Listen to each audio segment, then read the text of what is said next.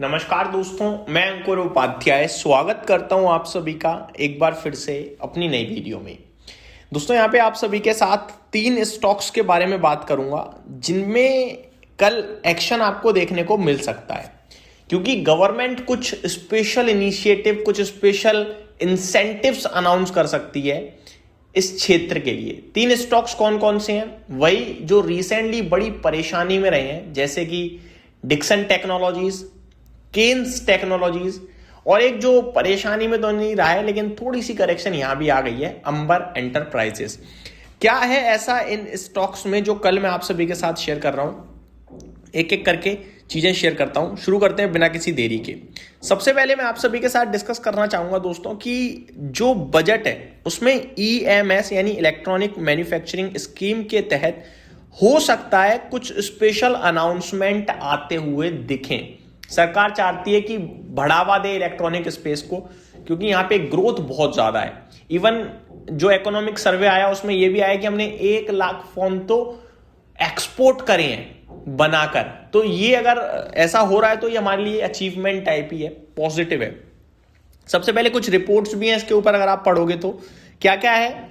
Budget 2026, Dixon, Keynes, Ambar, सायरामा among EMS shares to watch on Feb 1st. Here is why. क्यों? चलिए पढ़ते हैं एक बार पहले इनका क्या लिखा हुआ है। As the Union Budget 2026 draws near, all eyes are on battered stock from electronic manufacturing services. Sector such as Dixon Technologies, Kaynes Technologies, Amber Enterprises, and Sairama SGS Technologies.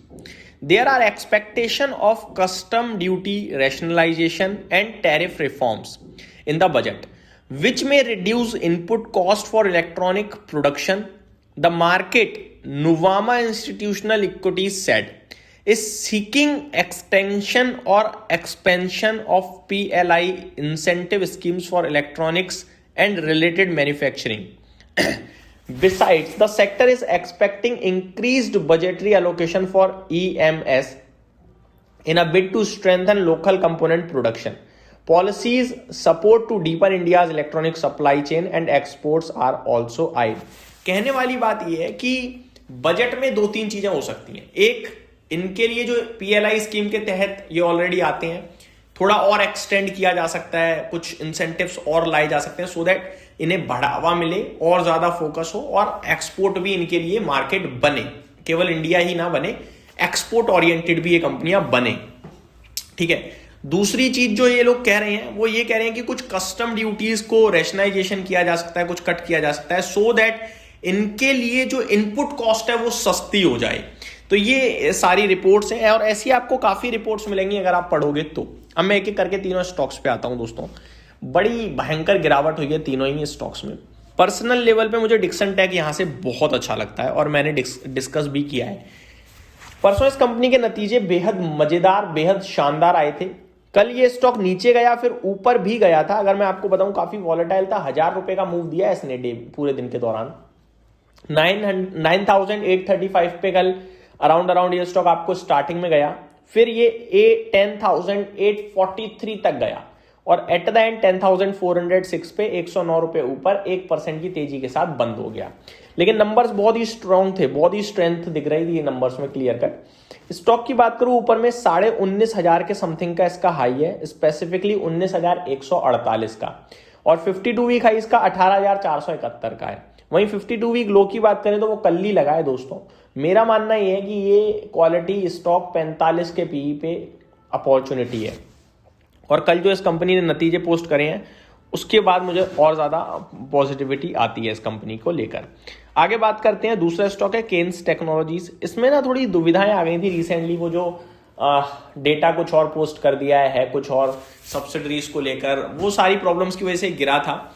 Valuation terms में मेरे को 61 के PE पे ये भी अब सस्ता ही लगता है, लेकिन इसमें कुछ इंपॉर्टेंट लेवल ब्रेक हुए, पहली बात, कुछ डेटा गलत दिखाया, दूसरी बात तो मैं रिजल्ट्स का वेट करना चाहूंगा।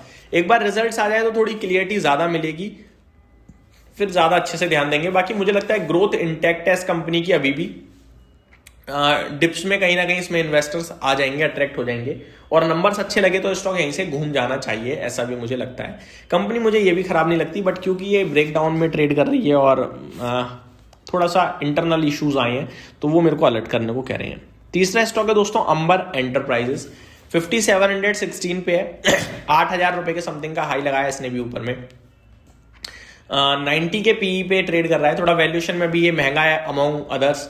अगर ये स्टॉक 5,000 के समथिंग मिल जाए वैल्यूएशन टर्म्स में, या फिर अर्निंग्स बहुत ही कमाल की आ जाए, तो मैं तैयार हूं। अदरवाइज मैं वेट करूंगा थोड़ी और डिप का, क्योंकि वैल्यूएशन में थोड़ा सा महंगा दिखता है डिक्सन के सामने। साथ ही साथ अगर आप केंद्र देखें तो उससे भी थोड़ा महंगा है।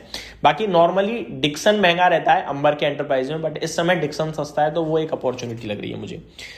एक और स्टॉक मैं आपके साथ डिस्कस करता हूं जो लिखा हुआ आ रहा था, सायरामा एसजीएस।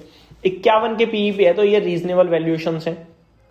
900 रुपए का हाई है, 761 पे ट्रेड कर रहा है। नंबर्स आ चुके हैं इस कंपनी के 29 जनवरी, यानी कल ही नंबर्स आए हैं शाम को। कैसे रहे नंबर्स एक बार वो बता दूं मैं आपको, बढ़िया नंबर्स लग रहे हैं। कंसोलिडेटेड नेट प्रॉफिट 48.8 करोड़ के सामने 100 करोड़ का आया है, डबल हो गया मुनाफा, मोर देन डबल है। रेवेन्यू 870 करोड़ के सामने 1260 करोड़ पे आता हुआ दिखा है, तो बेहतरीन। एबिटा 79 करोड़ के सामने 160 करोड़ पे आया है, और एबिटा मार्जिन 9.1% से 12.61%, बहुत ही कमाल के नंबर्स भी लग रहे हैं। तो मैं यही कहूंगा इस स्टॉक में भी आप बने रहें, और आप डिप्स में लेने के मौके भी तलाश सकते हैं। ये मेरी तरफ से अपडेट से, उम्मीद करता हूँ डिटेल्स पसंद आई होंगी। Thank you so much for watching this video. Have a great